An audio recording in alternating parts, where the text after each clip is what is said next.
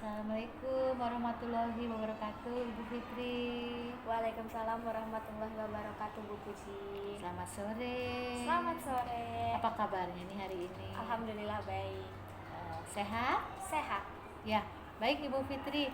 Kita kan sudah sepakat bahwa kita besok akan mengadakan saya mengobservasi saat Ibu mengajar ya Bu ya. Nah, berarti sekarang sebelum besok mengajar saya mau wawancara sebentar, yaitu berkaitan dengan pra-observasi sebelum masuk ke kelas. Baik. Ya, baik. Besok itu materinya yang Ibu ajar apa ya Bu? Besok kita akan materinya teks tanggapan. Teks tanggapan di kelas 95. pada jam 2 dan 3. 2 dan 3. Durasinya berapa jam Ibu? 2 jam. 2 jam. Karena kan 2 dan 3 berapa jadi 2 menit jam. itu? 1 jamnya 40 menit. Berarti 2 kali 40 ya Bu ya. Nah, materinya teks tanggapan. Tujuan pembelajarannya apa Bu? Untuk tujuan pembelajaran kita ada 4. Yang pertama adalah mendata.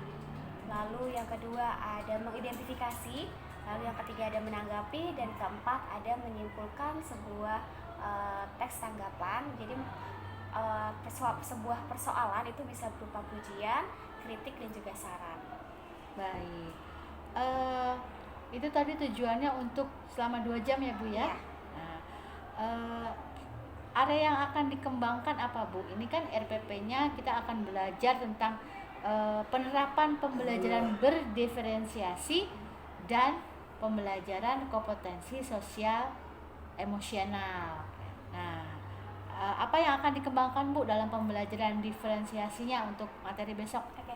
Untuk area pengembangannya tersendiri, jadi kita dilihat dari tadi tujuannya, yaitu ada yang namanya menyimpulkan, lalu ada menanggapi, lalu ada mengidentifikasi, dan juga mendata sebuah teks tanggapan. Jadi peserta didik ini diharapkan bisa memberikan sebuah tanggapan terhadap suatu persoalan. Jadi tanggapan itu tadi bisa berupa pujian, kritik, dan saran. Untuk pujiannya tersendiri ini adalah diharapkan pujiannya sesuai dengan fakta dan sesuai dengan atau objektif. Lalu kritikannya ini diharapkan peserta didik ini mampu memberikan sebuah kritikan dengan bahasa yang sopan. Kenapa sopan? Jadi agar kritikan itu bisa diterima dan juga dijadikan bahan pertimbangan. Dan nanti juga akan menghasilkan sebuah saran. Saran ini bisa memberikan sebuah solusi dari apa kritikan tersebut. Seperti itu. Iya, itu adalah area untuk secara materinya ya Bu. Nah, kalau boleh saya ingin dengar dari Ibu Fitri sesuai dengan RPP ini kan RPP diferensiasi dan pembelajaran yang bermuatan kompetensi sosial emosional. Diferensiasinya itu ada di mana Bu? Untuk diferensiasinya itu ada di kegiatan inti. Jadi ada diferensiasi proses, di mana awalnya saya akan memberikan sebuah tayangan video itu berupa plastik sampah, tentang sampah plastik, di mana nanti diferensiasinya untuk peserta didik tingkat tinggi akan memberikan tanggapan dari video tersebut dengan cara membuat video. Lalu untuk peserta didik tingkat sedang akan membuatnya secara melalui media voice note. Lalu untuk yang tingkat rendah, presentasi seperti biasanya saja. Baik, iya, itu dari diferensiasinya ya. Berarti diferensiasinya ini kan ada konten, ada proses, ada produk yang Ibu pilih untuk apa semuanya ada atau hanya salah satunya saja? Salah satunya saja yaitu proses. Diferensiasi proses. Kemudian kalau untuk KSE-nya Bu, kompetensi sosial emosionalnya? Oke, yang pertama itu ada pengambilan keputusan yang bertanggung jawab, di mana di sini nanti peserta didik akan diberikan sebuah gambar, lalu mereka menanggapi gambar tersebut. Lalu ada juga kemampuan berealisasi, di mana di sini peserta didik akan berdiskusi di kelompok kecilnya. Jadi membangun sebuah realisasi juga ya Bu. Anak ketika sudah mengikuti pelajaran ini, pasti dong dia peserta didik ini akan mendapatkan manfaatnya.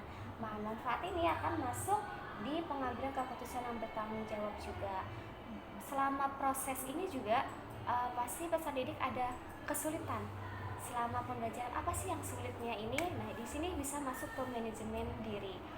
Setelah menghadapi kesulitan tersebut, tentu dong peserta didik ini harus mencari bagaimana sih solusinya agar di pertemuan selanjutnya bisa lebih baik lagi. Nah, ini bisa di bagian pengelolaan diri seperti itu. Ya, baik.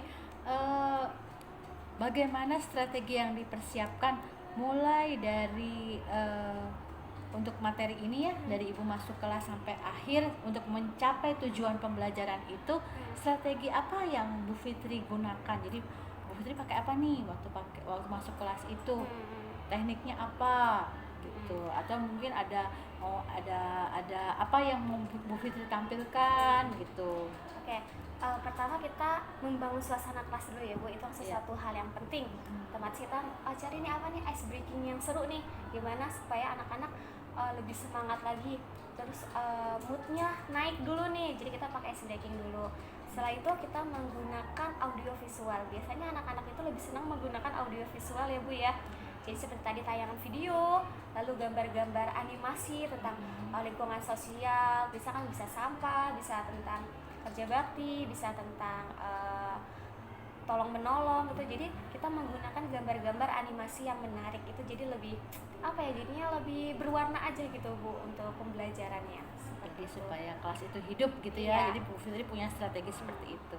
Baik Bu Fitri, kalau demikian saya rasa cukup untuk bincang-bincang sebelum kita masuk kelas dulu. Oke. Semoga besok Ibu dan saya sehat sehingga kita bisa melakukan observasi. Ibu saya datang, Ibu juga bisa mengajar anak-anak ya Bu ya. Sampai ketemu besok. Nah,